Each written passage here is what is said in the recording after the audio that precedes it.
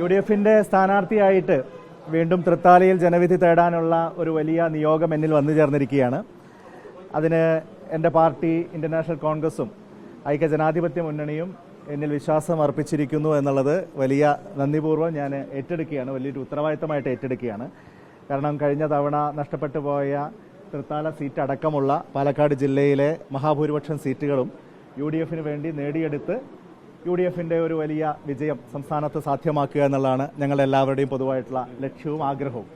അപ്പോൾ ആ നിലയിൽ 100 സീറ്റിൻ്റെ ഭൂരിപക്ഷവുമായി യുഡിഎഫ് അടുത്ത് അധികാരത്തിൽ വരുമ്പോൾ അതിൽ നിർണായക സംഭാവന നൽകുന്ന മണ്ഡലങ്ങളായി തൃത്താല പോലെ അതുപോലെ തന്നെ നാദാപുരം പോലെയുള്ള മണ്ഡലങ്ങളൊക്കെ ഉണ്ടാവണം എന്നുള്ളതാണ് ഞങ്ങൾ ആഗ്രഹിക്കുന്നത്.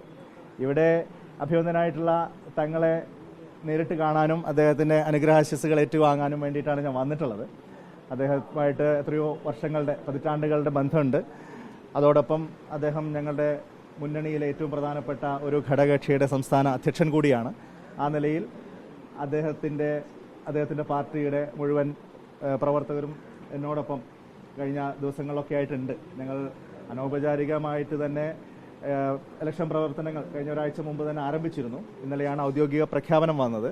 ഇന്നലെ തന്നെ ഞങ്ങൾ തൃത്താലയിൽ വലിയ ഒരു റോഡ് ഷോയും ഒക്കെ നടത്തിയപ്പോൾ 100 കണക്കായിട്ടുള്ള യുഡിഎഫ് പ്രവർത്തകർ, കക്ഷിരാഷ്ട്രീയത്തിന് അതീതമായിട്ടുള്ള നിഷ്പക്ഷമതികളായിട്ടുള്ള ആളുകൾ, ജനങ്ങൾ ഒക്കെ അതിൽ അണിചേർന്നിരുന്നു.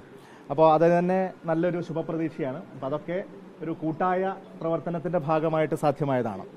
ഇതുപോലെയുള്ള നല്ല കൂട്ടായ പ്രവർത്തനമാണ് സത്യത്തിൽ കേരളം മുഴുവൻ ഇപ്പം നടക്കുന്നത്.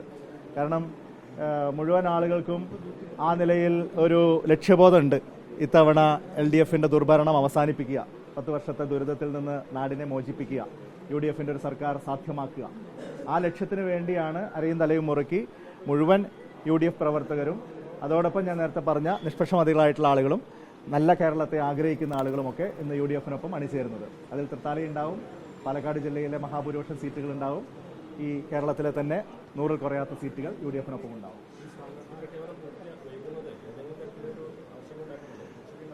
സ്വാഭാവികമായിട്ടും കുറച്ച് വൈകുമ്പോൾ അതിൻ്റേതായിട്ടുള്ള ആശയക്കുഴപ്പങ്ങളുണ്ട്. ഞാനത് തുറന്നു സമ്മതിക്കാൻ ആഗ്രഹിക്കുകയാണ്.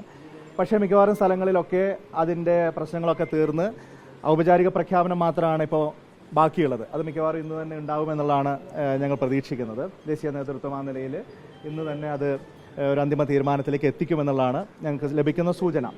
പക്ഷേ ഇപ്പോൾ എൻ്റേതടക്കമുള്ള സീറ്റുകളിൽ അങ്ങനെ ഔപചാരിക പ്രഖ്യാപനത്തിന് മുൻപ് തന്നെ ഇലക്ഷൻ പ്രവർത്തനങ്ങൾ മുന്നോട്ട് കൊണ്ടുപോകാനുള്ള ഒരു ഗ്രീൻ സിഗ്നൽ പാർട്ടി നേരത്തെ തന്നെ നൽകിയിരുന്നു. അതുകൊണ്ട് ഇലക്ഷൻ പ്രചരണത്തെയോ UDFിൻ്റെ വിജയസാധ്യതയെയോ ഈ സ്ഥാനാർത്ഥി പ്രഖ്യാപനത്തിലെ ഏതാനും മണിക്കൂറുകളുടെ വൈകൽ കാര്യമായിട്ട് ബാധിക്കുമെന്ന് ഞാൻ കരുതുന്നില്ല. നല്ല രീതിയിലുള്ള പ്രവർത്തനം കാഴ്ചവെച്ച് ഞങ്ങൾക്ക് വിജയിക്കാൻ സാധിക്കും.